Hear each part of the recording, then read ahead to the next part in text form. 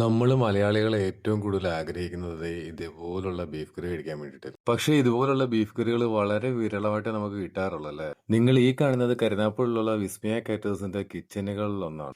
ഈ നിൽക്കുന്നത് ഷെമീർ, നമ്മുടെ കാറ്റേഴ്സിന്റെ മെയിൻ ഷെഫാണ്.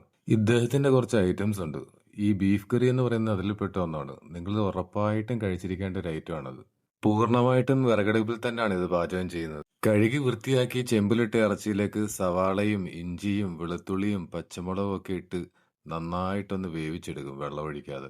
നമ്മൾ നേരത്തെ ഇട്ട ചേരുവകളുടെ സത്തും ഈ ഇറച്ചിയിൽ നിന്നിറങ്ങുന്ന വെള്ളവും കൂടെ നമ്മുടെ ഇറച്ചിയിലേക്ക് നന്നായിട്ടങ്ങ് പിടിക്കും. അതിനുശേഷം കാശ്മീരി മുളക് പൊടിയും മല്ലിപ്പൊടിയും കൂടെ എണ്ണയിൽ ചാലിച്ച് ഈ വെന്ത് കിടക്കുന്ന ഇറച്ചിയുടെ മുകളിലേക്ക് അങ്ങ് ഒഴിക്കും. അതിനുശേഷം കുറച്ച് പെരിഞ്ജീരകപ്പൊടിയും എരിവിനനുസരിച്ചുള്ള കുരുമുളക് പൊടിയും ആവശ്യത്തിന് ഗരം മസാലയും അതുപോലെ തന്നെ ആവശ്യത്തിന് ഉപ്പും ഇട്ടിട്ട് നന്നായിട്ടൊന്ന് ഇളക്കും.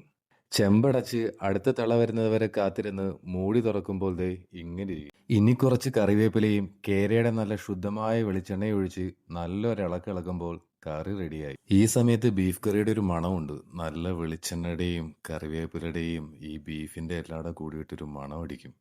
ഓ, നല്ല പൊറോട്ടയുടെ കൂടെയും അതുപോലെ തന്നെ അരിപ്പത്തിരിയുടെ കൂടെയൊക്കെ കഴിക്കാനുണ്ടല്ലോ, ഇവനെ കഴിഞ്ഞേ ഉള്ളൂ വേറെ ആള്. അപ്പോൾ ശരി, അടുത്തൊരു വീഡിയോ ആയിട്ട് വീണ്ടും കാണാം.